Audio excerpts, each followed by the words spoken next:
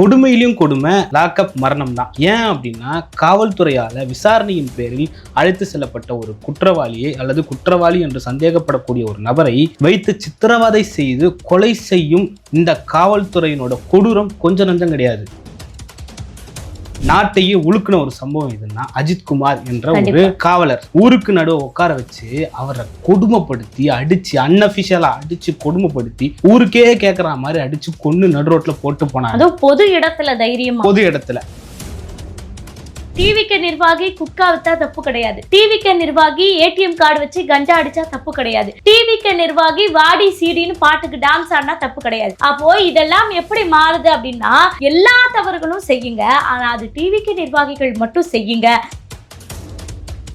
சம்பவத்துக்கும் எனக்கும் தொடர்பே இல்லைன்னு அறநிலைத்துறை அமைச்சர் ரமேஷ் பேசுவாரா? உலகத்திலே உத்தமன் நான் தான்ற மாதிரி முன்னாடி வந்து நின்று நெஞ்ச நிமித்தி கத்தி கத்தி பேசிட்டா இதுதான் உண்மை அப்படின்ற மாதிரி பேசக்கூடிய ரமேஷ் அவர்கள் உங்களுடைய துறையில் ஒரு ஓட்டை விழுந்திருக்கு, அந்த ஓட்டை விழுந்தது எனக்கு தெரியவே தெரியாதுன்னு நீங்க வந்து நிக்கிறீங்க. சம்பந்தப்பட்ட அதே நாள்ல அந்த சார் பதிவாளர் விடுமுறையாக்கு போனோம், இன்னொரு சார் பதிவாளர் வரணும், அந்த இடத்த ஒருத்தர் விற்கணும், அந்த வித்தவருக்கு ப்ரமோஷன் தரணும். எடப்பாடி பழனிசாமி உங்களை கேவலமா பேசுறாரு. எம்எல்ஏ திருடர்கள்னு சொல்றாரு விஜயை பார்த்து. குண்டான் திருடுறவன குண்டான் திருட, அண்டா திருடுறவன அண்டான் திருட, மாவு திருடுறவன மாவு திருட, பூட்டு திருடுறவன பூட்டு திருட, சைக்கிள் திருடுறவன் சைக்கிள் திருடுறேன், பைக் திருடுறவன் பைக், எம்எல்ஏ திருடுறவன் எம்எல்ஏ திருட. 1.5 லட்சம் ரூபாய் லஞ்சம் வாங்குறாங்க அப்படின்றது ஆதாரமா வெளியே வந்த உடனேதான் இன்னைக்கு சிஎம் அவர்கள் அமைச்சர்களை கூப்பிட்டு மீட்டிங் போடுறாரு. அதுவும் எச்சரிக்கை விடுறாராம், இனிமேல யாராவது இந்த ஆய்வுன்ற பேர்ல ரீல்ஸ் போட்டீங்க அவ்வளவுதான், ரீல்ஸ் போடுற ஒரே ஆளு நான் மட்டுமா தான் இருக்கணும். நாங்க எதிர்க்கிறோம்ல பாஜகவை, எங்களை அங்கீகரிக்கிறார்ல விஜய். யார் அங்கீகரிக்கிறது பாருங்க. 2 வருஷம் கட்சி தொடங்கி 40 வருஷம் 30 வருஷமா சினிமா நடிச்சு 2 வருஷம் கட்சி தொடங்கி முதல்வரான விஜய் 30 வருஷம் அரசியல் செஞ்ச திருமாவளவனுடைய பேச்சை அங்கீகரிக்கிறாங்களாம். இதை விட ஒரு கேவலம் ஒரு அரசியல் கட்சி தலைவருக்கு தேவையா? கலங்கரை சொந்தங்களுக்கு அன்பு வணக்கம். கலங்கரை பார்வை நிகழ்ச்சிக்கு உங்களை வரவேற்பதில் மகிழ்ச்சி. வணக்கம் தம்பி. வணக்கம். நலமா இருக்கீங்களா? நல்லா இருக்கேன், நீங்க எப்படி இருக்கீங்க? நலமா இருக்கேன். நீண்ட நாளுக்கு அப்புறம் கலங்கரை பார்வை நிகழ்ச்சியில நம்ம இருவரும் இணைந்திருக்கிறோம். இன்னைக்கு பேச வேண்டிய தேவைகள் அதிகமாக இருக்கு. அதாவது நாளுக்கு நாள் விஜய் புரட்சி செய்கிறார் அப்படின்ற மாதிரியான விஷயங்களை மக்கள் மத்தியில ஊடகங்கள் பரப்பி கொண்டிருக்கு. இன்னைக்கு கூட அமைச்சர்களை கூட்டி இருக்கிறாரு, பல எச்சரிக்கைகளை விடுத்திருக்காரு, 20 IAS அதிகாரிகளை மாத்திருக்காரு, இப்படின்னு பல விஷயங்கள் இன்னைக்கு செய்திகளாக பரவி கொண்டிருக்கு. ஆனா முக்கிய விஷயம் லாக்அப் டெத் விஜய் அவர்களின் ஆட்சியிலும் நடந்திருக்கு அப்படின்றத பல ஊடகங்கள் இன்னைக்கு மறைச்சும் இருக்கு. சோ மறைக்கப்பட்ட விஷயங்களையும் இப்படி பெரிசாக ஊதி பேசக்கூடிய விஷயங்களின் பின்னணியும் நம்ம ஆராய்ச்சி இந்த காணொலியில பேச போறோம். லாக்அப் டெத்னாலே நமக்கு ஞாபகம் வர வேண்டியது எதுன்னா, முன்னாள் முதலமைச்சர் ஸ்டாலின் அவர்கள் ஜெய்பீம் படம் பார்த்துட்டு நான் அந்த படம் பார்த்துட்டு அழுதுட்டேன் அப்படின்னு சொன்னாரு. ஏன் அழுதாருன்னா, கொடுமையிலும் கொடுமை லாக்அப் கொடுமை தான், லாக்அப் மரணம் தான். ஏன் அப்படின்னா காவல்துறையால விசாரணையின் பேரில் அழைத்து செல்லப்பட்ட ஒரு குற்றவாளியை அல்லது குற்றவாளி என்று சந்தேகப்படக்கூடிய ஒரு நபரை வைத்து சித்திரவதை செய்து கொலை செய்யும் இந்த காவல்துறையினோட கொடூரம் கொஞ்சம் நஞ்சம் கிடையாது. இது வெள்ளைக்காரன் கற்றுக் கொடுத்ததுன்னு சொல்லுவாங்க. அப்படிப்பட்ட ஒரு கொடுமை லாக்அப் மரணத்துல நடக்கும். ஃபெனிக்ஸ் ஜெயராஜ்னு சொல்லிட்டு அதிமுக பீரியட்ல 2 பேர், அப்பா பையன் 2 பேர் மொபைல் கடையில கொரோனா காலகட்டத்தில் அந்த கடையில் திறந்துருந்தாங்கன்னு சொல்லிட்டு காவல்துறைக்கும் அவர்களுக்கும் நடந்த ஒரு வாக்குவாதத்தில் 2 பேரையும் ஒன்றா அடித்து கொலை பண்ணாங்க. தமிழ்நாடே கொந்தளிச்சுது. ஒட்டுமொத்த தமிழ்நாடும் அதிமுக அரசுக்கு எதிராக ஒரு பெரிய போராட்டத்தை முன்னெடுத்தது. கனிமொழி நேராக வீட்டுக்கு போய் பார்த்தாங்க. திமுக சார்பில் நலத்திட்ட உதவிகள்லாம் கொடுக்கப்பட்டது. சரி, திமுக ஆட்சிக்கு வந்தால் இதெல்லாம் ஒழிஞ்சிடும்னு சொல்லிட்டு மக்கள் ஆரவாரமாக திமுகவுக்கு வாக்களித்து பண்ணாங்க. திமுக ஆட்சியில் அதிமுக ஆட்சியில் நடந்ததை விட அதிகமா நடந்தது. ஜெய்பீம் படத்துல நடந்த கொடுமைகளை விட அதிகமா நடந்தது. குறிப்பா சொல்லணும்னா விக்னேஷ் என்ற ஒரு வழக்கறிஞர், ஒரு மாணவர் நினைக்கிறேன், அவரை கொடுமைப்படுத்தி கொலை பண்ணாங்க. சட்டமன்றத்திலேயே முன்னாள் முதல்வர் ஸ்டாலின் அவர்கள் பேசினது, அவர் நல்லா தான் இட்லி சாப்பிட்டாரு, வயிறு வலிச்சுது, அதுக்கப்புறம் அவர் இறந்து போயிட்டாரு, வயிறு வலியில இறந்துட்டாருன்னு சொல்லிட்டு ஒரு கட்டுக்கதையை சட்டமன்றத்துல சொன்னாரு. இன்னைக்கும் சட்டமன்ற குறிப்புகள் எல்லாம் அது இருக்கு. அதுக்கப்புறமா நாட்டையே உழுக்குன ஒரு சம்பவம் எதுன்னா அஜித்குமார் என்ற ஒரு காவலர், நிகிதா என்ற ஒரு பெண் கொடுத்த கம்ப்ளைண்டின் அடிப்படையில தனிப்படை மூலயமாக லுங்கி கட்டிக்கிட்டு போன, காவல்துறை கிடையாது, அவங்க மஃப்டியில போன ஒரு 4 கூலிப்படை சேர்ந்து காவல்துறை என்ற பெயரில் ஊருக்கு நடுவே உட்கார வச்சு அவரை கொடுமைப்படுத்தி அடிச்சு அன்அபிஷியலா அடிச்சு கொடுமைப்படுத்தி ஊருக்கே கேட்கற மாதிரி அடிச்சு கொண்டு நடு ரோட்ல போட்டு போனாங்க. அதுவும் பொது இடத்துல தைரியமா. பொது இடத்துல. அப்போ முன்னாள் முதல்வர் ஸ்டாலின் என்ன சொன்னாருன்னா, அவங்க அம்மாவுக்கு போனை போட்டு சாரிமா அப்படின்னு சொல்லிட்டு ஒரு வார்த்தை சொன்னார். உடனே இன்றைய முதலமைச்சர் விஜய் அவர்களுக்கு வந்த கோபம் உச்சிக்கு ஏறிடுச்சு, மண்டைக்கு ஏறிடுச்சு. உடனே நம்ம மவுண்ட் ரோட்ல ஒரு கூட்டத்தை போட்டு ஆர்ப்பாட்டத்தை போட்டு சிவந்த சாலை அந்த இதுல ரோட்ல போட்டு இதுவரைக்கும் திமுக ஆட்சியில எத்தனை பேர் லாக்அப் மரணம் அடைஞ்சிருக்காங்களோ அவங்களுடைய அப்பா அம்மாவை கூப்பிட்டு அந்த மேடையில நிக்க வச்சு சாரி வேண்டாம் நீதி வேண்டும் அப்படின்னு சொல்லிட்டு ஒரு பதாகை பிடிச்சாரு. இன்னைக்கு நாம என்ன பண்ணோம்னா, சபரிவர்மன் அவர் வந்து ஒரு 10 பாக்கெட் குட்கா வித்தாருன்னு சொல்லிட்டு அவரை கைது பண்ணிட்டு, பெட்டிக்கடையில குட்கா, பான் மசாலா, அதுக்கப்புறமா ஹான்ஸு, கூலிப்பு இதெல்லாம் விற்கிறது வழமையா இருக்கு தமிழ்நாட்டுல. இது யார் ஆட்சிக்கு வந்தாலும் சரி, இந்த மத்திய அரசு என்னதான் வந்து இந்த போதைப் பொருட்கள் டொபாக்கோ ஒழிச்சாலும் இதெல்லாம் வித்துட்டு தான் இருக்காங்க, இன்னைக்கும் வித்துட்டு இருக்காங்க. அது எங்க வேணாலும் போய் யார் வேணாலும் கண்டுபிடிக்கலாம். ஆனா அவரை கூட்டு போயிட்டு இவங்க என்ன பண்ணிருக்காங்கன்னா, விசாரணையின் பேர்ல அடிச்சு கொலை பண்ணிருக்காங்க. இவங்க இரவோடு இரவா அடிச்சு கொலை பண்ணிருக்காங்க. கேட்டா இந்த மாதிரி ஒரு சம்பவமே நடக்கல, அவர் மாரடைப்பால இறந்து போயிட்டாருன்னு சொல்றாங்க. இவர் ஒரு மாற்றுத்திறனாளின்றதுனால அரெஸ்ட் பண்றதுக்கு முன்னாடி ஹாஸ்பிட்டலுக்கு போய் டெஸ்ட் எடுத்திருக்காங்க. டெஸ்ட் எடுக்கும் போது உடம்பெல்லாம் நல்லா இருந்திருக்கு. அரெஸ்ட் பண்ணதுக்கு அப்புறமா கை கால் முறிவு ஏற்பட்டிருக்கு, 19 இடத்துல காயங்கள் இருக்கு. வெளியவும் தெரியுது. இவ்வளவு கொடுமை நடந்திருக்கு. அவங்க உறவினர்கள் எல்லாம் ரோட்ல இறங்கி போராட்டம் பண்றாங்க. தமிழக முதலமைச்சர் விஜய் அவர்கள் என்ன பண்றாருன்னு பாத்தீங்கன்னா, அதை மடை மாத்துறதுக்காக பெரம்பூர் விசிட், சட்டமன்ற அலுவலகம் திறப்பு விழா, அதுக்கப்புறமா ரேஷன் கடையில் அட்டை வழங்குறேன் அப்படின்னு சொல்லிட்டு அங்கே ஒரு ரோட் ஷோ பண்ணி மீடியாவை அந்த பக்கம் திருப்பிட்டாரு, கடையை அந்த பக்கம் விரிச்சிட்டாரு. அப்போ இந்த கடையில் நடந்த சம்பவங்கள் மறைஞ்சு போச்சு. சரி, நேற்று நடந்தது. இன்னைக்கு பாலாஜின்னு ஒருத்தர் புழல் சிறையில் இதே போல இறந்து போயிருக்காரு. ஹார்ட் அட்டாக்னு சொல்றாங்க. அது எப்படி சிறையில் இருக்கிறவங்களும் ஹார்ட் அட்டாக் வந்து இறந்து போறாங்க? பிரபலங்கள் ரோட்ல பீச்ல போறாங்க, அவங்க இறந்து போறாங்கன்னா அதுல சயின்டிபிக்கலா இவங்க ஏதோ ஒன்று சொல்றாங்க. சிறையில் இருக்கிற கைதி எப்படி இறந்து போறாங்க, அதுவும் குட்கா விற்கிற கைதிகள்லாம் எப்படி இறந்து போறாங்கன்ற ஒரு கேள்விலாம் வருது. இப்போ விஜய் சார் கிட்ட நம்ம கேட்கிற கேள்வி என்னன்னா, போன முதல்வராவது சாரி கேட்டாரு, நீங்க ஒரு சாரி கூட கேட்கலையே, சாரி கேளுங்க முதல்வரே அப்படின்னு தான் நம்ம ஒரு பதாகையை பிடிச்சிட்டு நிக்க வேண்டியது இருக்கு. அவ்வளவு கொடுமையான ஒரு லாக்அப் மரணமா இது பார்க்கப்படுது.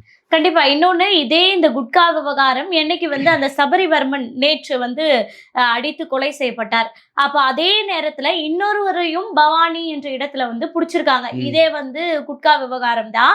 அவர் கிட்டத்தட்ட 400 கிலோ கிட்ட அந்த குட்கா வச்சிருந்தாரு. ஆனா அவர் யாருன்னு பாத்தீங்கன்னா, அவர் டிவிக்கு நிர்வாகி. அவருடைய பெயர் அருணா.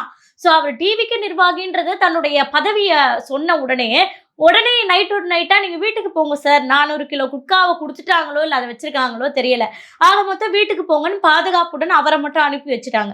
அப்போ டிவிக்கு நிர்வாகி குட்கா வித்தா தப்பு கிடையாது, டிவிக்கு நிர்வாகி ஏடிஎம் கார்டு வச்சு கஞ்சா அடிச்சா தப்பு கிடையாது, டிவிக்கு நிர்வாகி வாடி சீடின்னு பாட்டுக்கு டான்ஸ் ஆடினா தப்பு கிடையாது. அப்போ இதெல்லாம் எப்படி மாறுது அப்படின்னா, எல்லா தவறுகளும் செய்யுங்க, ஆனா அது டிவிக்கு நிர்வாகிகள் மட்டும் செய்யுங்க அப்படிங்கிற மாதிரியான ஒரு மாற்றம் நடைபெற்றிருக்கான ஒரு கேள்வி. ஒரு குறுக்கீடு, அது மன்னிக்கணும். என்னன்னு பாத்தீங்கன்னா, ஜில்லான்னு ஒரு படம் வந்து விஜய், அவர் வந்து மாலெல்லாம் போட்டு போலீஸ் ஆயிடுவார். இந்த நாட்டில் வந்து வழிப்பறி, கொலை, ரேப்பு, கட்ட பஞ்சாயத்து, இல்லீகல் பிஸ்னஸ் இது ஏதாவது நடந்தா அப்படின்னுவாங்க. போலீஸ்காரங்கெல்லாம் சார் இதெல்லாம் நடக்க விட மாட்டோம் சார், செருப்பு பிஞ்சிரும் அப்படி சொல்லிட்டு சொல்லுவார். இதெல்லாம் நடந்தா யாரும் எதுவும் கேட்கக்கூடாது, ஏன்னா எல்லாரும் என் மாமன் என் மச்சான் அப்படின்னு சொல்லுவார். அதே தான் இந்த இடத்துலையும் சொல்லிருக்காரு. அதே படத்துல இன்னொரு சொல்லுவார், நாங்க தப்பு பண்ணக்கூடாதுன்னு சொல்லலை, தப்பு பண்ணணும், ஆனா அதை நாங்க மட்டும்தான் பண்ணணும் அப்படின்னு ஒரு ஃப்ளோவா ஒரு டைலாக் சொல்லுவார். அதை தான் விஜய் இங்க செஞ்சுட்டு இருக்காரு. தாவேக்கா நிர்வாகிகளுக்கு ஒரு நாட்டுல ஒரு சுதந்திரம் கிடைச்சிருக்கு. எல்லாரும் இது வரைக்கும் அணில் குஞ்சுகள், தற்குறிகள் என்று விமர்சிச்சிட்டு, ஆனா இன்னைக்கு அவங்க தான் நாட்டினுடைய முதல் குடிமக்கள். தாதாக்களா மாறிட்டாங்க. 1.5 லட்சம் ரூபாய் லஞ்சம் வாங்குறாங்க அப்படின்றது ஆதாரமா வெளியே வந்த உடனேதான் இன்னைக்கு சிஎம் அவர்கள் அமைச்சர்களை கூப்பிட்டு மீட்டிங் போடுறாரு. அதுவும் எச்சரிக்கை விடுறாராம், இனிமேல யாராவது இந்த ஆய்வுன்ற பேர்ல ரீல்ஸ் போட்டீங்க, அவ்வளவுதான், ரீல்ஸ் போடுற ஒரே ஆளு நான் மட்டுமா தான் இருக்கணும் அப்படிங்கிற மாதிரியான ஒரு அன்பு கட்டளையை வந்து விதிச்சிருக்காரு. என்ன காரணம் அப்படின்னு பாத்தீங்கன்னா, அவங்க உங்களை மக்கள் மத்தியில தெரியப்படுத்திக்கோங்க. ஏன்னா விஜய்ன்ற பெயரை தவிர, விஜய் என்கிற ஒரு முகத்தை தவிர யார் யார் எம்எல்ஏ, யார் யார் வந்து ஜெயிச்சாங்கன்றது மக்களுக்கு தெரியவே இல்லை. அந்த அளவுக்கு தான் எல்லாருமே புது முகங்களா இருக்காங்க. சரி உங்களை கொஞ்சம் தெரியப்படுத்திக்கோங்கன்னு சொன்னாங்க. மாவட்ட செயலாளர்ல இருந்து டிவிக்கு நிர்வாகில இருந்து அமைச்சர் வரைக்கும் ரீல்ஸ் எடுக்கிறதுக்கு பள்ளிக்கூடம், மருத்துவமனைன்னு ஒரு இடத்த விடாம ஆய்வு மேற்கொள்றேன்ற பேர்ல ரீல்ஸ் போட்டு அந்த அதிகாரிகளையும் சரி மாணவர்களையும் சரி மன உடைச்சலுக்கு ஆளாக்குறாங்க. இதை வந்து தொடர்ந்து அவரு ஆட்சிக்கு வந்து ஒரு 60 நாட்கள் ஆகுதுன்னா தொடர்ந்து ஒவ்வொரு நாள் ஒவ்வொரு விஷயம் அப்படின்னு சொல்லி பல சிக்கல்களை உண்டாக்கி கொண்டே இருந்தது. கடைசியா அந்த அமைச்சர் பண்ணாங்க இல்லையா, அந்த பெண் அமைச்சர் கீர்த்தனா, தொழில்துறையில வந்து இந்த சீமான் அவர்கள் தான் கேட்டாரு. இந்த வாயு கசிவு வந்து 18 பேர் செத்து போனாங்க. அங்க போய் ஆய்வு மேற்கொண்டு அந்த தொழிற்சாலையை சீல் வச்சு மூடாம இங்க வந்து ஆய்வு மேற்கொண்டு அந்த குழந்தைக்கு ஆங்கிலம் தெரியல அப்படின்றத குத்தி காட்டக்கூடிய வகையில நீங்க பேசியிருக்கீங்களே, இதுதான் ஒரு அமைச்சரோட செயல்பாடா அப்படின்னு கேவலமாக இந்த பெண்ணை திட்டக்கூடிய வேலைகளை வந்து நம்ம செய்யல. இதை போன்ற வந்து மாற்று கட்சியினர் வந்து இதை பரப்பி, குறிப்பாக திமுக காரர்கள் இதை பரப்பி வந்து அந்த அமைச்சரையும் வந்து தகாத வார்த்தைகள்ல பல பேர் திட்டினாங்க. அதெல்லாம் கண்டனத்துக்குரியதான். ஆனா அவங்களுடைய செயல்பாடுகள் தவறு. ஏன்னா கடல் நீர் குடிநீராக்கும் திட்டம்னு முதல்வர் ஒரு திட்டத்தை தொடங்கினாரு. அது தொழில் சார்ந்த ஒரு விஷயம்தான். நீர்வளத்துறை அமைச்சர் அங்க இருக்கும் போது இவங்க ஏன் அந்த இடத்துல பங்கேற்கல அப்படின்ற கேள்வியும் வந்தது. சோ முக்கியமான இடங்களில் முக்கியமான ஆய்வுகளை மேற்கொள்ளாம தன்னை ப்ரமோட் பண்ணிக்க சொன்ன ஒரே வார்த்தைக்காக ஆளுக்கு வந்து இப்படி ப்ரமோட் ஆகுறது வந்து மிகப்பெரிய தவறாக மாறுது. அதே போல இன்னொரு அமைச்சர் அந்த ஏடிஎம் கார்டு விஷயத்துல மாட்டினாரா, அது மாத்திரையா போதை பொருளான்றது இன்ன வரைக்குமே ப்ரூவ் பண்ண முடியாத ஒரு புதிராவே இருக்கு. ஏன்னா அவங்க ஆட்சின்றதால. சோ இப்படி வந்து ஒவ்வொருத்தரா மாட்டிட்டே இருக்காங்க. நேத்து ஒருத்தர் வந்து 1.5 லட்சம் ரூபாய் வாங்கினாருன்றது ஆதாரத்தோட மாட்டிக்கிட்டாரு. சோ இதுக்கு மேல போனா வழக்கறிஞர் விவகாரமும் உங்களுக்கு தெரியும். வழக்கறிஞர்கள் நியமனம் ஆரம்பத்திலே முதல் ஊழல்னு அதுதான் பதிவாச்சு. சோ இப்படி எல்லா விஷயங்களும் ஒண்ணா அரங்கேறிக்கிட்டே இருக்கு. நம்ம ஆட்சிக்கு வந்து இன்னும் 60 நாள் தான் ஆயிருக்கு அப்படின்னு அதாவது உளவுத்துறை அதிகாரிகள் இருக்காங்கல்ல, அவங்க வந்து விஜய் அவர்களுக்கு தகவல் கொடுத்துக்கிட்டே இருக்காங்க. எச்சரிக்கை மணி அடிச்சுக்கிட்டே இருக்காங்க.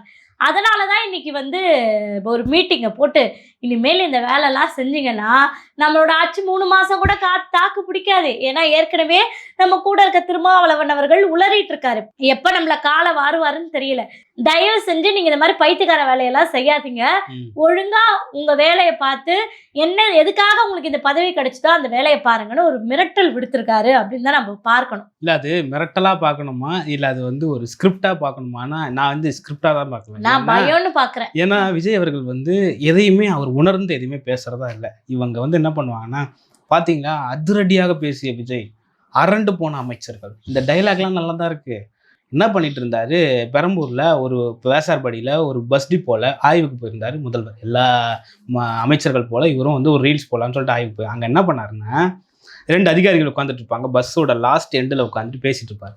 இவர் வேற ஏதோ இந்த பஸ்ஸில் டயர்லாம் இப்படிதான் இருக்கா, இந்த இது இப்படிதான் மேலே ஏறி தான் வரணுமா அப்படின்னு தான் பேசியிருப்பாரு போல. உடனே இவங்க என்ன பண்ணிட்டாங்க, வேற யாரோ ஒருத்தர் சைடில் வராரு, வணக்கங்கன்னு சொல்லிட்டு வணக்கம் பண்றாரு. பார்த்தீங்களா, பஸ் உள்ள உட்கார வச்சு 2 அதிகாரிகளை லெஃப்ட் ரைட்டு வாங்கிய விஜய் அப்படின்னு போட ஆரம்பிச்சிட்டாங்க இவங்க. ஆனா அங்க என்ன நடந்ததுன்னே தெரியாது. ஆடியோ வரல, வெறும் வீடியோ, பொம்மை படம், ஊமை படம் மாதிரி ஒரு படம் ஓடிட்டு இருக்கு. அந்த படத்தை பார்த்துட்டு பேசுற ஆட்கள் இவங்க. அதனால இவங்க அமைச்சர்கள் எல்லாம் பெருசா இவர் கண்டிச்சிருவாரா, அப்படியெல்லாம் கண்டிச்சா பழனியில இப்படிப்பட்ட ஒரு சம்பவம் நடக்குமா, அந்த சம்பவத்துக்கும் எனக்கும் தொடர்பே இல்லைன்னு அறநிலையத்துறை அமைச்சர் ரமேஷ் பேசுவாரா, உலகத்திலே உத்தமன் நான் தான்ற மாதிரி முன்னாடி வந்து நின்று நெஞ்ச நிமிர்த்தி கத்தி கத்தி பேசிட்டா இதுதான் உண்மை அப்படின்ற மாதிரி பேசக்கூடிய ரமேஷ் அவர்கள் உங்களுடைய துறையில் ஒரு ஓட்டை விழுந்திருக்கு, அந்த ஓட்டை விழுந்தது எனக்கு தெரியவே தெரியாதுன்னு நீங்க வந்து நிக்கிறீங்க. நடந்தது உண்மைதான், ஆனா அவங்க எங்க சொந்தக்காரங்க இல்லை அப்படின்னு சொல்றீங்க. அது எப்படி சம்பந்தப்பட்ட அதே நாள்ல அந்த சார் பதிவாளர் விடுமுறையாக்கு போனோம், இன்னொரு சார் பதிவாளர் வரணும், அந்த இடத்த ஒருத்தர் விற்கணும், அந்த வித்தவருக்கு ப்ரமோஷன் தரணும், இவ்வளவு குழப்பங்கள் நிறைந்த ஒரு ஒரு ஒரு இடமா அந்த பழனி கோயில் பார்க்கப்படுது. உடனே இவர் வந்து நயினார் நாகேந்திரன் கேட்குறாரு, அது அப்படியே அரசியலாக மாத்துறது. பிஜேபி இதில் தலையிடுது, எங்களை வந்து எதிர்கட்சிகள் எல்லாம் சேர்ந்து ஊழல் கரை பூச பார்க்குறாங்க. ஊழல் கரை பூச பார்க்கல எதிர்கட்சிகள், ஊழல் நிறைந்தவர்களை நீங்க தான் கட்சிக்குள்ள சேர்த்துக்கிட்டு கரை பூசிக்கிறீங்க. வாஷிங் மிஷின் கொண்டு வந்தீங்க, வாஷிங் மிஷின்ல கூட அந்த அழுக்கு போல. இத்தனை பேரும் அந்த ஓட்டு போட்ட மை கூட கரையாத அளவுக்கு எம்ஆர் விஜயபாஸ்கர் இசக்கி சுப்பையா அப்படின்னு 5 பேர் அதிமுகவினரை கூட்டு வந்திருக்கீங்க. எடப்பாடி பழனிசாமி உங்களை கேவலமா பேசுறாரு, எம்எல்ஏ திருடர்கள்னு சொல்றாரு விஜயை பார்த்து. விஜய் ஒரு எம்எல்ஏ திருடர்னு சொல்றாரு. குண்டான் திருடுறவன குண்டான் திருட, அண்டா திருடுறவன அண்டான் திருட, மாவு திருடுறவன மாவு திருட, பூட்டு திருடுறவன பூட்டு திருட, சைக்கிள் திருடுறவன் சைக்கிள் திருடுறன், பைக் திருடுறவன் பைக், எம்எல்ஏ திருடுறவன் எம்எல்ஏ திருட அப்படின்னு புது திருடனா தானே இருக்கு. அப்படி சொல்லி வச்சிருக்காரு எடப்பாடி ஆங்கில பேப்பர்ல எல்லாம் பேப்பர்ல வந்து டைம்ஸ் ஆஃப் இந்தியால வந்து இருக்கு, விஜய் இஸ் எம்எல்ஏ தீஃப் அப்படின்னு வந்திருக்கு. அந்த அளவுக்கு உங்களை கேவலப்படுத்திட்டு இருக்காங்க. ஏன் குதிரை பேர அரசியல் செய்றீங்க அப்பட்டமா? இந்த குதிரை பேர அரசியல் செய்யறோம், பாஜகவை எதிர்த்து பேசிட்டா அவங்க நம்மள வந்து ஆட்சியை கலைச்சிருவாங்கன்னு சொல்லிட்டு பாஜகன்ற வார்த்தையே வர்றது கிடையாது. கரூர்ல கடைசியா பேசுறப்போ சென்ட்ரல் கவர்மெண்ட் இந்த மாதிரி டீலிமிட்டேஷனை கொண்டு வர போறாங்க, அது யாரு கொண்டு வந்தாலும் நம்ம அவங்களை எதிர்க்க போறோம். யாரு கொண்டு வர போறா? பாஜக கொண்டு வருது, ஆர்எஸ்எஸ்ஸின் தூண்டுதலின் பேரால் கொண்டு வருது. திருமாவளவன் செயல சொல்லுங்க, சனாதன சக்திகளின் தூண்டுதலால் கொண்டு வரப்படுது. அதனால சனாதன சக்திகளுக்கு எதிராக நம்முடைய தமிழக வெற்றி கழக அரசு அந்த டீலிமிட்டேஷனை நாங்கள் எதிர்ப்போம் அப்படின்னு சொல்லுங்க. ஒரே ஒரு எம்பி இல்ல, எப்படி எதிர்ப்பீங்க? யார் உங்களுக்காக பேசுவா? சட்டமன்றத்துல பாராளுமன்றத்துல காங்கிரஸ் பேசுமா? துரை வைகோ பேசுவாரா? வேற யார் பேசுவா? அப்ப இத்தனை கேள்வி இருக்கு. இதுல வந்தே மாதரம் பாட்டு வருது. வந்தே மாதரம் பாட்டு வரப்போ அதை வந்து கட்டாயமாக்கணும்னு ஒரு சுற்றறிக்கை வருது. அந்த சுற்றறிக்கை தமிழக அரசு ஏற்குது. ஏன் வந்தே மாதரம் தேசிய பாடல் தானே, ஏன் அதை ஏற்கக்கூடாது அப்படின்னு தாவேக்காவினரோ தாவேக்காவுக்கு ஆதரவு இருக்கக்கூடிய பத்திரிகையாளர்களும் கேட்குறாங்க. அதுக்கு செந்தில்வேல்னு ஒருத்தர் கேட்குறாரு, அல்லாஹ் அக்பர் நல்ல வார்த்தை தானே, அது தேச விரோத வார்த்தை இல்லைல்ல, அதை போய் நான் முருகன் கோயிலையோ சிவன் கோயிலையோ பிள்ளையார் கோயிலையோ பேசினா உனக்கு வலிக்குமா வலிக்காதா? வலிக்கும். அப்ப இஸ்லாமியர் மக்களை சிறுபான்மையினரை இழிவுபடுத்துற மாதிரியான ஒரு பாடலை அதை கட்டாய பாடலாக்கி சட்டமன்றத்துல பாராளுமன்றத்துல அரசு நிகழ்ச்சிகளை நான் ஒளிபரப்புவேன்னா அது எவ்வளவு பெரிய கொடுமை. இதுதான் மதசார்பையின்மையா? அதே சீமான் அவர்கள் சுட்டி காட்டியே பேசியிருக்காரு. அப்படி அதுல மதம் சார்ந்த விஷயங்கள் எதுவுமே இல்லைன்னா அன்னைக்கே அது தேசிய கீதமாக அறிவிக்கப்பட்டிருக்கும். அது வந்து ஒரு குறிப்பிட்ட மதத்தை பத்தி பேசுதுன்றதால மட்டும்தான் அந்த பாடல் தேசிய கீதமாக அறிவிக்கப்படல அப்படின்றத சுட்டி காட்டி இன்னைக்கு கண்டனத்தை தெரிவிச்சிருக்காரு. சோ இவங்களை பொறுத்த வரைக்கும் ஏதோ ஒரு விஷயம் நடக்குது, அப்படி அதுவும் ஒரு முக்கியமான விஷயங்கள்லாம் நடக்கும்போது இவங்க நீங்க சொல்றது போல என்ன திடீர்னு விஜய் அவர்கள் பெரம்பூருக்கு விசிட் போயிட்டாரு அப்படின்ற மாதிரியான ஒரு மக்களை திசை திருப்பக்கூடிய வகையில இந்த மாதிரியான வேலைகள் எல்லாம் செய்யறாங்க. அந்த பெரம்பூர்ல கூட பாத்தீங்கன்னா ஸ்டாலின் அவர்களே பரவாயில்ல போல அந்த பச்சை துணியை கட்டி தான் மூடினாங்க. இவங்க வெள்ளை துணியை கட்டி மொத்த குப்பையும் தெரியாத அளவுக்கு ஃபிளக்ஸ் எல்லாம் வச்சு அந்த தெருக்களை கவர் பண்ணி அந்த உங்க விஜய் பாட்டு போட்டு நடக்க வச்சு இப்படி வந்து படத்துல எப்படி வந்து ஒரு ஹீரோவை வந்து மக்கள் எல்லாருமே வந்து பார்த்து அப்படியே ரசிப்பாங்களோ அது போன்ற ஒரு முதல்வர் வந்து தன்னை ஒரு ஹீரோவாகவே மக்கள் மத்தியில காட்டி காட்டி காட்டி காட்டி மக்களை வந்து இன்னுமே தாவேக்காவுக்கு ஓட்டு போடணும் அப்படின்ற ஒரு மனநிலையை, அதாவது சொல்லுவாங்க இது ஒரு வெறி, அரசியல் வெறி, பதவி வெறி. இதுக்கப்புறம் இன்னொரு 10-15 வருஷத்துக்கு நான் முதல்வர் பதவியில இருந்து இறங்கக்கூடாது. அதுக்கான வேலை நான் என்ன செய்யணும்னா இந்த வேலை தான் ஆரோக்கியசாமி அவர்கள் சொல்லித்தராரு, ஸ்ட்ராட்டஜி. அதை கையில் எடுங்க. உங்களை மக்கள் வந்து அரசியல்லாம் வந்து அவங்களுக்கு புரியாது. நீங்க பண்ற அரசியலை அவங்க ஆராய்ஞ்சு பார்க்க மாட்டாங்க. விஜய் இன்னைக்கு என்ன கலர் ஷர்ட் போட்டிருக்காரு, பெல்ட்ல டீ போட்டிருக்காரா, அந்த டீ நிமிர்ந்திருக்கா இல்ல படுத்திருக்கா அப்படிங்கிற விஷயத்தை தான் மக்கள் நோட் பண்ணுவாங்க. அது எவ்வளவு விலைன்னு பார்ப்பாங்க. நடந்து வராரு முதல்வர், முத்தம் கொடுக்குறாரு குழந்தைக்கு முதல்வர் அப்படின்னு தான் பார்ப்பாங்க. அப்படின்ற அந்த ஸ்ட்ராட்டஜி டீமை அதுக்கு தான் ஒரு தனி செயலாளர் பதவி கொடுத்து கூடயே வச்சுக்கிட்டு அதை கரெக்டா மெயின்டைன் பண்ணிக்கிட்டு இருக்காங்க அப்படின்றதையும் இந்த இடத்துல மக்களுக்கு நம்ம புரிய வைக்க வேண்டிய கட்டாயத்துல இருக்கும். சட்டமன்றத்துல விஜய் அவர்கள் பேசுறப்போ ஊழல் பண்ண விடமாட்டோம், தொட்டவங்களையும் விடமாட்டோம், இதுக்கு முன்னாடி தொட்டவங்களையும் விட மாட்டோம், தொடவும் விட மாட்டோம்னு சொல்லிட்டு ஒரு நீண்ட டைலாக் ஒன்று சொல்லியிருந்தாரு. ஆனா உங்க கட்சிக்காரன், அதாவது ஊராட்சி மன்ற தலைவர் விஜய் படம் போட்டிருக்கு, விஜய் படத்துக்கு எதிரிலேயே, அதாவது இவங்களோட பாணியில சொல்லணும்னா சாமி படத்துக்கு எதிரிலேயே ஆபாசமான ஒரு பொருளை வாங்குறாங்க, பணத்தை வாங்குறாங்க. கேட்டா அவங்க என்கிட்ட லோன் வாங்கினாங்கன்னு சொல்லிட்டு ஸ்கிரீன்ஷாட் அனுப்புறது. அதுக்கப்புறம் இவங்க எல்லாம் சேர்ந்து என்ன பண்றது, கட்சி விட்டு நீக்கிட்டாங்கன்னா நியூஸ் கார்டில் எப்படி போடுவாங்க, தாவேக்காவின் முன்னாள் நிர்வாகி லஞ்சம் வாங்கியதால் கைது, தாவேக்காவின் இந்நாள் நிர்வாகி 1 மணி நேரத்துக்கு முன்னாடி இந்நாள் நிர்வாகி, 1 மணி நேரத்துக்கு அப்புறம் முன்னாள் நிர்வாகியா? உன்னோட படத்தை போட்டு சாமி படத்தை போட்டு வாங்குறான் காசு. தொட்டவனை விடமாட்டேன், தொடவும் விடமாட்டேன்னா தொடவனை எப்படி தொடறதுக்கு முன்னாடி அவன் தொட்டான்ல, அதே போல பழனியில நடந்திருக்கு ஊழல். அதே போல புஷி ஆனந்த் 50 லட்சம் வழக்கறிஞர் நியமனத்துக்கு, அரசு வழக்கறிஞர் நியமனத்துக்கு வாங்கினாங்கன்னு சொல்லிட்டு தாவேக்கா நிர்வாகி ஒரு பெண் வந்து கோர்ட்ல கேஸ் போட்டிருக்காங்க. அது மட்டும் இல்லாம பாலியல் குற்றங்கள், அந்த ஸ்ரீவைகுண்டம் எம்எல்ஏ சரவணன் மீது சரவணனுக்கு தொடர்புடைய நபர்கள் அப்படின்னு சொல்லிட்டு இதே தாவேக்கா நிர்வாகி ஒரு பெண் கேஸ் கொடுத்துருக்காங்க. யாரு இது வரைக்கும் அவங்க மேல இந்த கேஸ்ல ஆக்ஷன் எடுத்தது? இதுல இந்த அமைச்சர்கள் வேற ஊர் ஊரா போய் என்னத்தையாவது ஒன்று சொல்லிட்டு வந்துடுறது, இது இப்படி அது அப்படி அப்படின்னு சொல்லிட்டு. குறிப்பா அந்த கீர்த்தனா, அதுக்கப்புறம் ரமேஷ், ராஜ்மோகன் அப்படி சொல்லிட்டு இந்த பள்ளிக்கல்வித்துறைக்கு ராஜ்மோகன் கொடுத்ததை ஒரு சிலர் வரவேற்றாங்க. ஆனால் அந்த பள்ளிக்கல்வித்துறை இவ்வளவு கேவலமா போயிடுமா அப்படின்ற ஒரு கேள்வியும் வருது. ஏன்னா கீர்த்தனா அண்மையில போய் பேசுனது பேச்சு எல்லாருக்கும் தெரியும். அதுக்கு முன்னாடி செங்கோட்டையன் ஐடி கார்டில் சாதி பேர் வரும் அப்படின்றது. அதுக்கப்புறம் இந்த அம்மா வந்து ஃபர்ஸ்ட் பெஞ்சே எப்படி இருந்தால் லாஸ்ட் பெஞ்ச் எப்படி இருக்கும் அப்படின்றது. உங்க கட்சியில நிதித்துறை அமைச்சராக இருக்கிற மரிய வில்சனுக்கு நிதித்துறை அமைச்சகமா நீதித்துறை அமைச்சகமான்னு தெரில. உங்க தலைவர் விஜய்க்கு சட்டமன்றத்தில் எழுத்து கூட்டி படிக்க தெரில, தமிழை வளர்றாரு. உங்களுக்கு தமிழ் தெரியுமான்னு தெரியல. ஏன்னா இன்னும் நீங்க சட்டமன்றத்தில் பேசல, அதனால தெரியல. பேசுனா தெரிஞ்சிடும். தமிழ்நாட்டில் பிறந்துட்டு தமிழ் பேச தெரியாம தற்கூரி கூட்டமா இருக்கிறீங்களே. ஃபர்ஸ்ட் ரோலே எப்படி இருக்கிறீங்களே, லாஸ்ட் ரோல் எப்படி இருப்பீங்கன்னு கேள்வி கேட்டா வலிக்குமோ வலிக்காதா? ஃபர்ஸ்ட் ரோல இருக்கிறவனுக்குலாம் பேச தெரியும், லாஸ்ட் ரோல இருக்கிறவங்கலாம் பேச தெரியாதான்னு கேட்டா எப்படி இருக்கும்? அந்த மாதிரி ஒரு பேச்சுக்களை இவங்க தொடர்ந்து பேசிட்டு வராங்க. அதோட சேர்த்து பார்த்துட்டீங்கன்னா அரசு வேலை நியமனம் நீங்க அந்த கல்வித்துறை சொன்னோன்னதான் அந்த பாடல் நூல் கழக வாரியத்துக்கு ஒரு தலைவரை போட்டாங்க.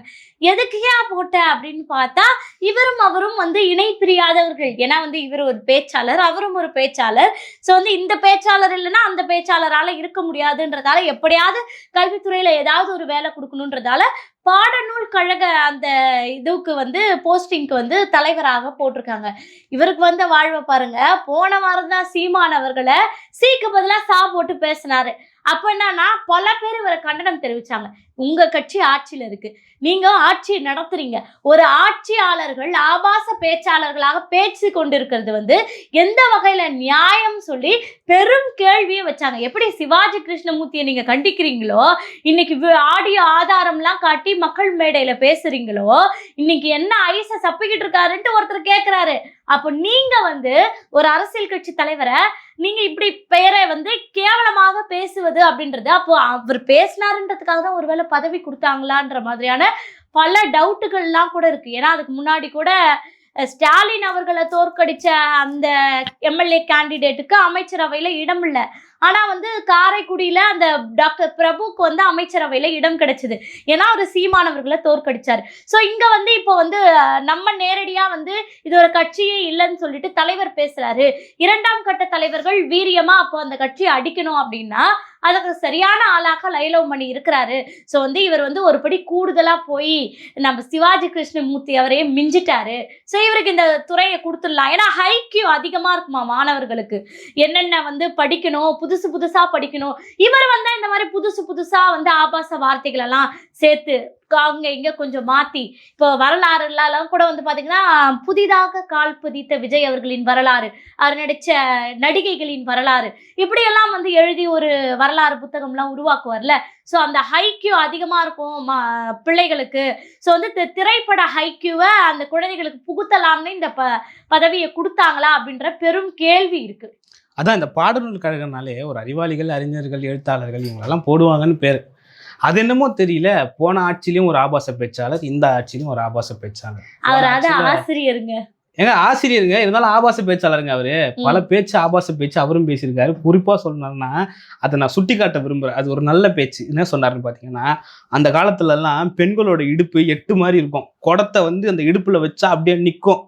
இப்பெல்லாம் இருக்கிற பெண்களோட இடுப்பு அப்படியா இருக்கு அப்படின்னு பேசிய ஒரு நபர் லியோனி, திண்டுக்கல் லியோனி. இன்னைக்கு நம்ம ஆளு லைவனாமலிக்கு கொடுத்துருக்காங்க. இப்போ வடிவேல் ஒரு படத்தை சொல்லுவாரு, திண்ணையில கிடக்கிறவனுக்கு திடுக்குன்னு வந்துதான் வாழ்வு அப்படின்ற மாதிரி. அதே மாதிரி இன்னொரு படத்தை சொல்லுவாரு, அடிச்சிருச்சுரா மணி ஆர்டர்னு. அந்த மாதிரி ஒரு இது வந்துருச்சு. நேற்று வரைக்கும் மேடையில பேசிட்டு ஸ்ப்ளெண்டர் பிளஸ் பைக்ல போயிட்டு இருந்த லைலாமணிக்கு இனோவா காரு, அதை ஓட்ட ஒரு ஓட்டுநர், அது மட்டும் இல்லாம அவருக்கு தனிப்பட்ட பிஏ ஒருத்தர், 25,000 ரூபாய் சம்பளம். இது வரைக்கும் லைலாமணி 25,000 ரூபாய் பார்த்தே இருக்க மாட்டாருங்க. 25,000 ரூபாய் சம்பளம், அதுல கிம்பளம் அது இதுன்னு போக மாசம் 1 லட்சம் வந்துடும். ஜம்முன்னு வாழ்க்கையை வாழ போறாரு. இது வரைக்கும் டிவிக்காக உழைச்சதுக்கு நமக்கு ஒரு போஸ்டிங் கொடுத்தாச்சு, ஒரு பதவி கொடுத்தாச்சு. பாடநூல் கழகத்துல நம்ம வந்து எழுத போற வசனம் எதுனா, செய்யுள் எதுனா, தீப்பந்தம் எடுத்து தீண்டாமை கொளுத்து, அதுக்கப்புறம் சாதி இல்லா ஊருக்குள்ள பிறக்க வேண்டும் பேரப்பில்ல, இதெல்லாம் செய்யல வரும். ஏன்னா இதெல்லாம் சொல்லி, ஆனா இதுல ஒரே ஒரு விஷயம் என்னன்னா, லைலாமணி சொன்னதெல்லாம் நடந்துச்சுங்க. அவர் தான் சொன்னார், முதலமைச்சராக விஜய் வருவார், நீங்கள் வந்து இப்போ படத்தை விட்டீங்கன்னா தளபதி விஜய்னு வரும், அதுக்கப்புறம் விட்டீங்கன்னா முதலமைச்சர் விஜய்னு வரும்னாரு. நடந்துச்சு. அதுக்கப்புறம் எங்களை தோக்கடிக்க திமுகவும் அதிமுகவும் சேர்ந்து கூட்டணி வைப்பாங்க. ஆங்கர் சிரிச்சாரு, நானும் சிரிச்சேன், யாரா இந்த லூசு பையன் அப்படின்னு. நடந்துருச்சுங்க. திமுகவும் அதிமுகவும் தாவேக்காவை தோக்கடிக்க கூட்டணி வைக்கிற ஒரு நிலை வந்துருச்சு. அந்த அளவுக்கு வந்து ஒரு என்ன சொல்றது, ஒரு தொலைநோக்கு பார்வை, அதுக்கப்புறம் ஒரு எதிர்காலத்தை கணிக்கிற ஒரு மூளை, அதெல்லாம் வந்து லைலாமணிக்கு இருக்கு. அப்போ இந்த விதத்துல இந்த ஆங்கிள் நம்ம இருந்து பார்த்தோம்னா லைலாமணிக்கு இந்த பதவி கொடுத்தது கரெக்டுன்னு நான் நினைக்கிறேன். ஏன்னா நாளைக்கு அவர் வந்து யோசிச்சு கரெக்டா இந்த மாணவன் 100 எடுப்பான், இந்த மாணவன் 50 எடுப்பான் அப்படி சொல்லிட்டு பாடநூல் கழகத்துல நம்ம பாடத்தை எப்படி ஏத்தலாம் இறக்கலான்றதை சரியா பண்ணுவாரோன்ற மாதிரி இருக்கு. தொடர்ந்து இந்த மாதிரி தாகவேக்கால அரசு வேலை நியமனத்துல குளறுபடி. கரூர்ல இருக்கிற 39 பேரோட வீட்டுக்கு அரசு வேலை. யாரு கேட்டா உனக்கு அரசு வேலை? ஏற்கனவே 30 லட்சம் பணம் கொடுத்தாச்சு. நேர்ல போய் நம்ம 2 பேரும் பார்த்துட்டு வந்தோம் அந்த மக்களோட நிலை என்னன்னு. 30 லட்சத்துக்காக தான் அந்த மக்கள் எல்லாம் பேசுனாங்கன்றது நம்ம எல்லாருக்குமே தெரியும். விஜயை கோயில் கட்டி கும்பிட்ற அளவுக்கு அவங்க தயாராக இருந்தாங்கன்னு தெரியும். ஏன்னா காசு கொடுக்க போகிறது விஜய் தான் அவங்களுக்கு தெரியும். அது மட்டும் இல்லாமல் அந்த குடும்பத்தையே நாங்கள் வந்து தத்தெடுத்துக்கிறோம்லாம் சொன்னீங்க. அரசு பதவி யாரை கெட்டு கொடுத்தீங்க, எதுக்கு கொடுத்தீங்க அப்படின்ற ஒரு கேள்வியெல்லாம் வருது. இந்த கேள்வியெல்லாம் கேட்டால் குதிரை பேர அரசியல் இங்கே நடக்குது. இதெல்லாம் இவங்களுக்கு பிரச்சனையே கிடையாது. எங்கள் அண்ணன் திருமாவளவன் அவர்கள் வந்து ஒரு இன்டலெக்சுவல். அவர் வந்து என்ன பேசுவார்னா, சனாதன சக்தியை எதிர்க்கிறது திமுக, அதனால் நாம் திமுகவோட நட்பில் இருப்போம். நாளைக்கு திமுக பாஜகவுடன் கை கோர்த்தால் நட்பை முறித்துக் கொள்வோம். ஆனா இப்போ நட்பில் இருக்கிறோம், தாவேக்காவோட ஆதரவில் இருக்கிறோம். அதுல வர 3 4 ஸ்டாண்டு. ஃபர்ஸ்ட் ஆதரவு நிலைப்பாடு, அதுக்கப்புறம் தோழமை, அதுக்கப்புறம் கூட்டணி. இப்போ நாங்க முதல் ஸ்டேஜ்ல இருக்கிறோம், அப்புறம் 2வது ஸ்டேஜ், அப்புறம் 3வது ஸ்டேஜ்னு பெரிய பெரிய கண்டுபிடிப்புலாம் கண்டுபிடிச்சிருக்கிறாரு. அது மட்டும் இல்லாம அவர் ஒரு வார்த்தை அண்மையில பேசுறாரு, பேனா சிலையை உடைப்பேன்னு சொன்னாரு. அவரெல்லாம் வந்து உங்களுக்கு இன்னைக்கு அவரு கூட வந்து கொஞ்சம் கொலாவறீங்க, ஆனா நான் உங்களுக்கு துரோகி ஆயிட்டேனா அப்படின்றாரு. இந்த மாதிரியான பேச்சுக்கள் எல்லாம் பேசி திமுகவும் தாவேக்காவும் இணையணும், ஏன்னா சனாதன சக்திக்கு எதிராக இணையணும் இப்படின்னு பேசிட்டு இருக்காரு. ஏன் இவர் இப்படிலாம் பதறாரு, ஏன் இப்படிலாம் பேசுறாருன்னு நம்ம கேட்டோம்னா, பாமக உள்ள வந்துருதான். அதான் ஆதவர்ஜுனா வந்து அந்த பேட்மிண்டன்லாம் சேர்ந்து விளையாடிக்கிட்டு இருக்காரு.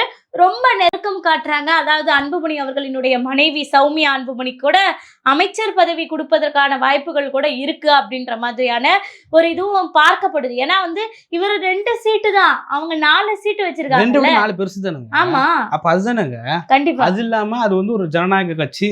அது இல்லாம அவங்க வந்து பெருசா என்னமோ எதை வந்தாலும் தோழமையா சொல்லுவாங்க, நாங்க திமுகவோடையும் நட்புல இருக்கோம், தாவேக்காவோடையும் கூட்டணியில் இருக்கிறோம், ஆத்துல உங்களுக்கு ஒரு காலு, சேத்துல எங்களுக்கு ஒரு காலு, இந்த மாதிரிலாம் பேசிட்டு இருக்க மாட்டார்ல. Decent and politics. ஒன்னு பிஜேபி இல்ல அதிமுக. பிஜேபி கூட போயிட்டா பிஜேபிக்கு ஆதரவு, அதிமுகவோட போயிட்டா அதிமுக ஆதரவு, தாவேக்காவோட போயிட்டா தாவேக்காவுக்கு ஆதரவு. ஒரு தடவை அக்ரிமெண்ட் போட்டா போட்டதுதான் அன்புமணி ராமதாஸ், அவ்வளவுதான் முடிஞ்சிச்சு. நீங்க என்ன பண்ணுவீங்க? நாங்க இங்கேயும் இருப்போம், அங்கேயும் இருப்போம், தூணிலும் இருப்போம், துரும்பிலும் இருப்போம், சனாதன சக்திகளுக்கு எதிராக இருப்போம். எங்க இருக்குது சனாதன சக்தி? ஒரே ஒரு சீட்டு. அந்த ஒரு சீட்டுக்கு நீங்க 2 பேரும் சேர்ந்து, அவங்க ஒரு சீட்டு நீங்க 2 சீட்டு. இல்ல, அது என்னன்னா விஜய் அவர்கள் வந்து அதாவது மத்திய அரசோடு ஒரு இணக்கமான சுமூகமான ஒரு உறவுல இருக்காங்க அப்படின்ற பல செய்திகள், பல விஷயங்கள் வந்து தெரியப்படுது, அறியப்படுது. திருமாவளவன் ஒரு என்ன சொல்றது, ஒரு வலிமையான தலைவர், ஒரு அறச்சீற்றம் உள்ள தலைவர். அவர் என்ன பண்ணோம், முதல்வரை நோக்கி கேள்வி எழுப்பணும். இன்னைக்கு நேற்று சிபி சண்முகம் அவர்கள் நேரடியாக முதல்வரை பார்த்து என்ன சொல்றாருன்னா, தமிழ்நாட்டில் நீண்ட காலமாக பரச்சேரின்னு ஒரு ஊர் இருக்கு, அந்த ஊரு தீண்டாமையின் பேரால் அந்த ஊருக்கு பரச்சேரின்னு பேர் வந்திருக்கு. இத்தனை ஆண்டு காலமாக சமூக நீதியோட ஆட்சி நடக்குதுன்னு தமிழ்நாட்டில் சொல்லிக்கிட்டு இருக்கோம். அந்த ஊரோட பேரை மாற்ற வக்கில்ல இத்தனை தமிழ்நாடு அரசால, நீங்களாவது மாத்துங்கன்னு சொல்லிட்டு போய் ஒரு கோரிக்கை வைக்கிறாங்க. 50 ஆண்டு கால சிறுத்தைகள் நாங்கள் அப்படின்னு பேசுற நீங்க பரச்சேரின்ற ஊரை மாத்துறதுக்கு இது வரைக்கும் எடுத்த முன்னெடுப்பு என்ன? அவருக்கு தான் நிறைய பிரச்சனை இருக்கு. அவர் இப்ப இருக்கிற நிலைமையில பாமக உள்ள வந்துட்டு நம்ம அங்க இருந்தாலும் அசிங்கம், இல்லனாலும் அசிங்கம், அப்படியே வெளியே வந்தா திமுகவுல சேர்த்துக்கணும், அப்ப அவங்களுக்காகவும் கொஞ்சம் பேசணும். அண்ணனுக்கு இருக்கிற பிரச்சனை அண்ணனுக்கு தான் தெரியும். அதான். அப்போ இன்னொரு விஷயம், இப்போ இதை நீங்க எதிர்த்து சண்முகம் மாதிரி டைரக்டா கேள்வி கேட்கலாம், அதுவும் கிடையாது. என்ன பண்றாருன்னு பாத்தீங்கன்னா, நாங்க எதிர்க்கிறோம்ல பாஜகவை, எங்களை அங்கீகரிக்கிறார்ல விஜய். யார் அங்கீகரிக்கிறது பாருங்க. 2 வருஷம் கட்சி தொடங்கி 40 வருஷம் 30 வருஷமா சினிமா நடிச்சு 2 வருஷம் கட்சி தொடங்கி முதல்வரான விஜய் 30 வருஷம் அரசியல் செஞ்ச திருமாவளவனுடைய பேச்சை அங்கீகரிக்கிறாராம். இதை விட ஒரு கேவலம் ஒரு அரசியல் கட்சி தலைவருக்கு தேவையா? அதாவது எப்படி வருதுன்னா, எங்க வீட்ல எல்லாம் அடிக்கடி நான் எதனா ஒண்ணு பேசிட்டு வச்சுக்கோ, ஒரு நல்ல டாக்டரா பாருன்னு சொல்லுவாங்க. இந்த டைலாக் இப்ப இந்த இடத்துல பதிவு பண்ணணும்னு தோணுது. இல்லைங்க, சமூக நீதினு பேசி வந்த இயக்கம், பட்டியல் சமூகத்தோட விடுதலைன்னு பேசி வந்த இயக்கம், இன்னைக்கு விஜய் அங்கீகரிக்கிறாராம். இவர் வந்து பாஜகவை எதிர்க்கிறாராம். பாஜகவை எதிர்ப்பதற்காகவே நாங்க வந்து இருக்கோம், சனாதன சக்திகளுக்கு எதிராகவே நாங்க இருக்கோம்னு சொல்ற நீங்க விஜய் அங்கீகரிச்சு தான் பேசுறீங்களா? விஜயோட அங்கீகாரம் தேவைப்படுதா? இவ்வளவு கீழ்த்தரமா ஒரு கட்சியினுடைய தலைவர் பேச முடியுமா? அப்ப தடுமாற்றம் எங்க இருக்கு? என்ன தடுமாற்றம் உங்களுக்கு? உங்களோட கனவு சாத்தியமாயிருச்சு. ஆட்சியில் பங்கு, அதிகாரத்துல பங்கு வந்துருச்சு, ஒரு அமைச்சரவை வந்துருச்சு, நீங்க துணை முதல்வராகிற வரைக்கும் பேரம் பேசியிருக்கீங்க. அது நீங்களே ஒரு ஊடகத்துல சொல்றீங்க. கேட்டா நான் சொல்லல, ரவிக்குமார் தான் கேட்டாரு, அது ரவிக்குமாரோட விருப்பம்ன்றீங்க. ரவிக்குமாரோட விருப்பம்னா உங்களோட ஒரு அனுமதி இல்லாம ரவிக்குமார் கேட்டாரா? அந்த அளவுக்கு தான் விசிகா இருக்கா? தினந்தோறும் மேடை போட்டு சனாதன சக்திகளுக்கு எதிராக இருப்போம், இவங்களுக்கு எதிராக இருப்போம், அவங்களுக்கு எதிராக இருப்போம்னு பேசுறீங்க. அதுக்கப்புறம் உங்களை யாருங்க அங்கீகரிக்க வேண்டியது இருக்கு? தேர்தல் ஆணையம் தாங்க உங்களை அங்கீகரிக்கணும், மக்கள் தான் உங்களை அங்கீகரிக்கணும், விஜய் அங்கீகரிக்கணும். அந்த அளவுக்கு தாழ்ந்து போயிருச்சா விசிகா? இல்ல அப்படி இல்ல. அவருக்கு அதாவது நாளைக்கு திருமாவளவன் அவர்கள் ஒரு புகார் ஒண்ணு போய் கொடுக்க போறாரா, என்னன்னா என் கட்சியை காணவங்க, என்னோட ஆட்கள் வந்து திமுக இருக்காங்களா இல்ல தாவேகால இருக்காங்களான்னு கண்டுபிடிச்சு கொடுங்க. ஒரு படத்தை சொன்னால ஆரே காணும், யார் இங்கதான் இருந்தது, அந்த மாதிரி வந்து ஒரு புகார் கொடுக்க வேண்டிய நிலைமையில தான் அவர் இருக்காரு. அவர் நல்ல டாக்டரா அவங்க நிர்வாகிகள் கொண்டு போய் சேர்ப்பாங்க.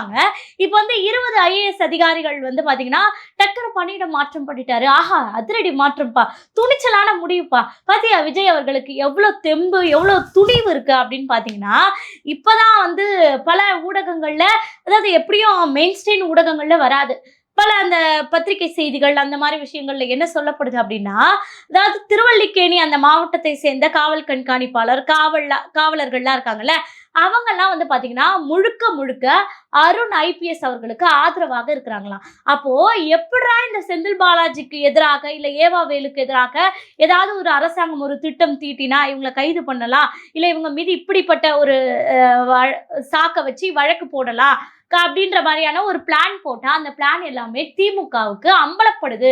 இதனுடைய பின்னணி என்னன்னு உளவுத்துறையை வச்சு ஆராயும் போது தான் தெரியுதா, இந்த அருண் IPSக்கு பின்னாடி இருக்கக்கூடிய பல அதிகாரிகள் எல்லாமே திமுகவுக்கு ஆதரவா இருக்காங்கன்னு.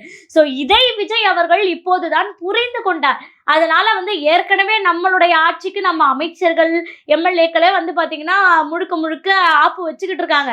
இப்ப இந்த அதிகாரிகளும் சதி பண்ணிட்டோம் அப்படின்னா, இதுக்கப்புறம் நம்ம 3 மாசம் இந்த ஆட்சியில இருக்கிறதுக்கான அந்த காலகட்டமே ரொம்ப அதிகமாயிடும் அப்படின்னு சொல்லிட்டு தான் 20 அதிகாரிகளை உடனடியாக மாற்றம் செய்யறாரு. அதே போல அருண் IPS அவர்களையும் இந்த லஞ்ச ஒழிப்புத்துறையில இருந்து மாத்துறதுக்கான ஒரு முக்கிய காரணமும் வந்து இதுதான்.